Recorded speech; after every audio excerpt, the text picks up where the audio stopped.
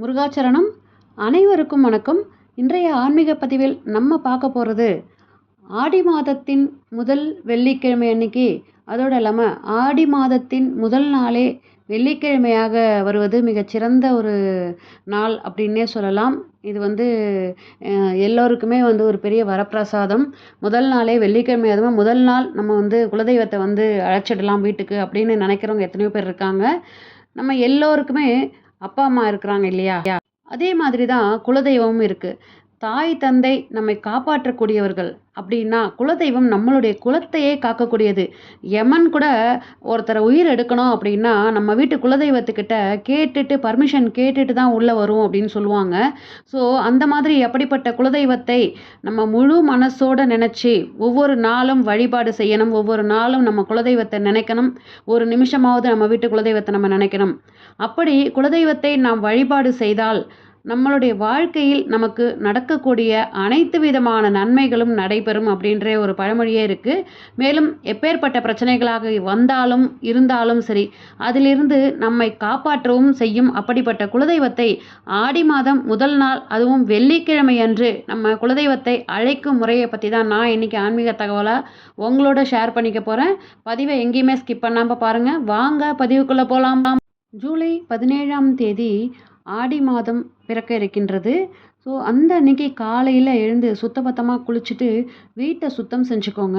முதல் நாளே சுத்தம் செஞ்சு வச்சிட்டிங்க அப்படின்னா ரொம்ப நல்லது. அதுக்கப்புறம் பார்த்திங்கன்னா, ஒரு சின்ன பாத்திரத்தில், அகண்ட பாத்திரத்தில் கொஞ்சமாக பன்னீர் தண்ணி கலந்துட்டு அதில் பச்சை கற்பூரம், ஜவ்வாது, மஞ்சள் தூள், கஸ்தூரி மஞ்சள் போட்டுக்கோங்க. வாசனையாக இருக்கும். கல் உப்பு கொஞ்சம் போட்டுட்டு அதை எல்லாமே கொஞ்சமாக எடுத்துட்டு நீங்கள் கலந்து வீடு ஃபுல்லாக தெளித்து விட்டுருங்க. அதுக்கப்புறம் குறிப்பாக வீட்டில் இருக்கக்கூடிய ஒவ்வொரு மூலையிலும் நீங்கள் தெளிக்கணுங்க. அந்த அளவுக்கு நீங்கள் தெளித்ததுக்கப்புறமா, அதாவது நெகட்டிவ் எனர்ஜிலாம் நம்ம வீட்டில் விட்டு போயிடும். அதே மாதிரி இந்த நெகட்டிவ் எனர்ஜிலாம் நம்ம வீட்டை விட்டு போகணும் அப்படின்னா, ஒரு பேப்பர் கப்பில் இல்லைன்னா தொன்னையில் நீங்கள் உங்கள் வீட்டில் இருக்கக்கூடிய எத்தனை மூலைகள் இருக்கோ அத்தனை மூலைகளுக்கும் அந்த ஒரு ஒரு கப்லேயும் அல்லது தொன்னையிலையும் உப்பை நிரப்பிக்கோங்க. அதுக்கு மேலே பச்சை கற்பூரத்தை கொஞ்சமாக தூவிடுங்க. இது எல்லாமே உங்கள் வீட்டில் இருக்கக்கூடிய ஒவ்வொரு மூலை முடுக்குகளிலும் வச்சுருங்க. அடுத்ததாக உங்கள் வீட்டு பூஜை அறையில் மஞ்சள் பிள்ளையார் பிடிச்சி வச்சுருங்க அந்த அன்னைக்கு காலையில். அதுக்கப்புறமா ஒரு வாழை, எப்போவுமே ஆடி மாதம் பிறக்குது அப்படின்னா நம்ம குலதெய்வத்தை நம்ம அழைச்சதுக்கு அப்புறமா தான் வீட்டில் பூஜையெல்லாம் ஆரம்பிக்கணும். ஸோ ஒரு மஞ்சள் பிள்ளையார் பிடிச்சி வச்சுருங்க. அவருக்கு முன்பாக ஒரு வாழை இலை விரித்து வச்சு அதில் பச்சரிசியை நிரப்பி வச்சுருங்க. பரப்பின மாதிரி வச்சுருங்க.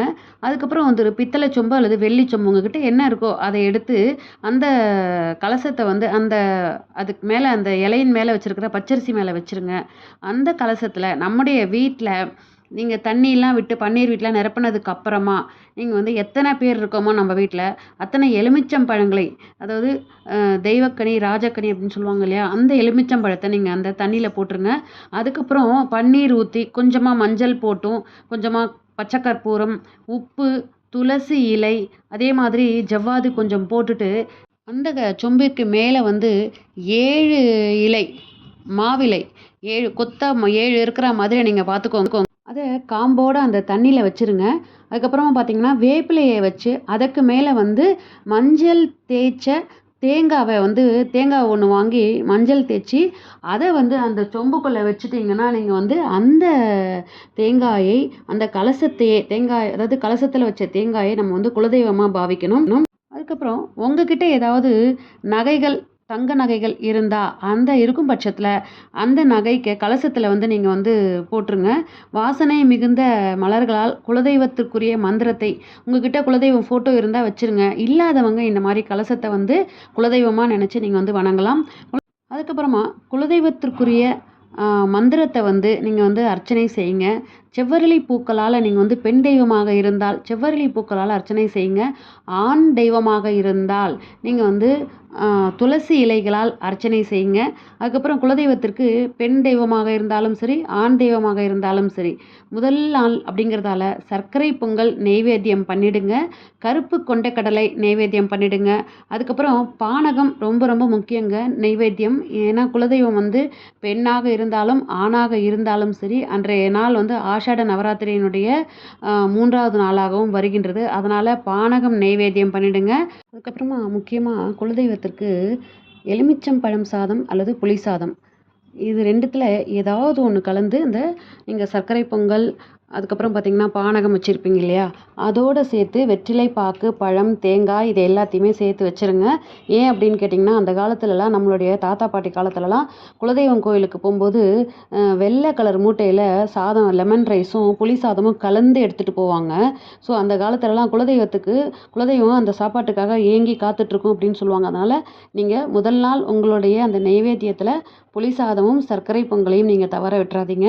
அதுக்கப்புறமா பார்த்தீங்கன்னா, ஒரு தாம்பாள தட்டு எடுத்துக்கோங்க. அதில் வெத்தலை பாக்கு, பூ, பழம், தேங்காய், அதுக்கப்புறம் ஒரு புடவை, ரவிக்கை குலதெய்வத்திற்கு முதல் நாள் நீங்கள் வந்து வச்சிரணும்.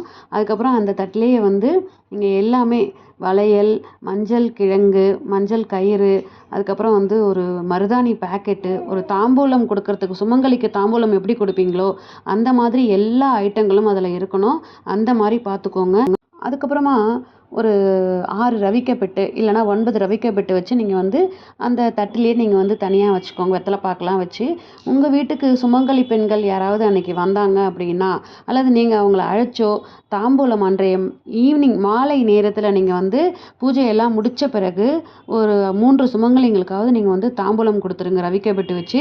இது எல்லாம் நீங்கள் ரெடி பண்ணதுக்கப்புறமா எல்லா ஃபோட்டோ உங்கள் வீட்டில் இருக்க சுவாமி படங்களுக்கு எல்லா ஃபோட்டோஸ்க்கும் மாலையாக நீங்கள் வந்து அரளிப்பூ அல்லது மல்லிப்பூவோ கட்டி வச்சுருங்க. உங்களுடைய வசதிக்கு ஏற்ற மாதிரி வச்சுட்டு நீங்கள் வந்து பூக்களால் அர்ச்சனை பண்ணும்போது ஓம் ஸ்ரீம் க்ளீம் குலதெய்வமே நமக அப்படிங்கிற அந்த மந்திரத்தை 27 தடவை சொல்லுங்கள். இதை மாதிரி சொல்லி அர்ச்சனை பண்ணுங்க. அன்றைய தினம் நீங்கள் கலசம் வச்சுருக்கீங்களா ரெடி பண்ணி, அந்த கலசத்துக்கு பக்கத்தில் 2 குத்து விளக்கு எடுத்து அந்த குத்து விளக்கு 2 குத்து விளக்குக்கு மட்டும் நீங்கள் வந்து இலுப்பை எண்ணெய் உபயோகப்படுத்தி நீங்கள் வந்து பஞ்சமுக தீபம் ஏற்றி 2 பக்கமும் தீபம் வச்சுட்டு நீங்கள் அந்த கலசத்திற்கு நீங்கள் வந்து இந்த மாதிரி ஓம் ஸ்ரீம் க்ளீம் குலதெய்வமே நமக அப்படிங்கிற மந்திரத்தை பூக்களால் அர்ச்சனை செய்யுங்க, குங்குமத்தால் அர்ச்சனை செய்யுங்க, மஞ்சளால் அர்ச்சனை செய்யலாம். இந்த மாதிரி 3 விதமான அர்ச்சனைகளை செஞ்சுட்டு நீங்கள் எடுத்து வச்சிருக்கிற இந்த பிரசாதத்தை நெய்வேத்தியம் பண்ணிடுங்க அம்பாளுக்கு. அதுக்கப்புறமா வந்து கடைசியாக கற்பூர தூப தீப ஆராதனை காமிச்சு உங்களுடைய வழிபாட்டை வந்து நிறைவு பண்ணிக்கோங்க. அன்று முழுவதும் அப்படியே வந்து இந்த கலசத்தில் வச்சுருக்கிற சொம்பு அந்த தண்ணியெல்லாம் அப்படியே இருக்கட்டும். அதுக்கப்புறம் மறுநாள் வந்து பிடிச்சி வச்சுருக்கிற மஞ்சள் பிள்ளையாரை எடுத்து உங்கள் வீட்டு நிலவாசலில் வந்து நல்லா வட்டமாக பூசி அதற்கு நடுவே வந்து குங்குமத்தை வச்சுருங்க. கலசத்தில் இருக்கக்கூடிய தேங்காயை ஒரு மஞ்சள் நிற துணியில் மூட்டையாக கட்டி அதோட பச்சை கற்பூரம், ஏலக்காய், கிராம்பு அதெல்லாம் சேர்த்து நீங்கள் வந்து மூட்டையாக வாசலில் கட்டிடுங்க.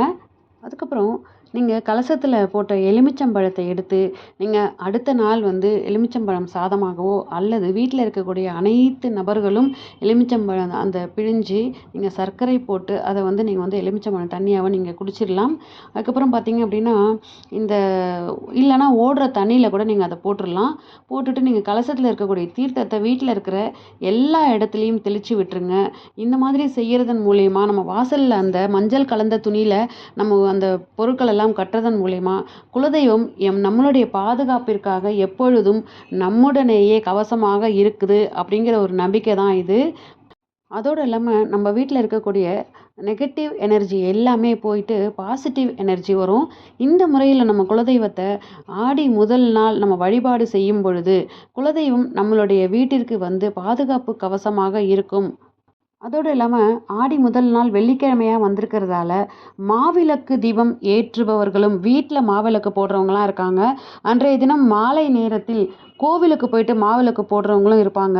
ஸோ வெள்ளிக்கிழமையிலேயே முதல் வாரமாக வந்திருக்கிறதால நம்ம அந்த ஒரு பூஜையையும் நம்ம வந்து மாவிளக்கு பூஜையையும் நம்ம வந்து அந்த அன்றைக்கி வீட்லேயும் நீங்கள் கோவில்லையும் செஞ்சிடுறது சிறப்பு. இது மாதிரி நம்ம செய்கிறதன் மூலயமா குலதெய்வத்தை நம்ம வீட்டிலையே நம்மளுக்கு பாதுகாப்பாக நம்ம தக்க வச்சுக்க முடியும் அப்படிங்கிற நல்ல தகவலோட இன்றைய ஆன்மீக பதிவை நான் முடிச்சுக்கிறேன். மற்றும் ஒரு ஆன்மீக பதிவில் சந்திக்கிறேன். இந்த பதிவு பிடிச்சிருந்ததுன்னா இந்த பதிவுக்கு ஒரு லைக் கொடுத்துட்டு உங்கள் ஃப்ரெண்ட்ஸ் அண்ட் ஃபேமிலிக்கு ஷேர் பண்ணி பாருங்கள். நன்றி, வணக்கம். வெற்றிவேல் முருகனுக்கு அரோகரா.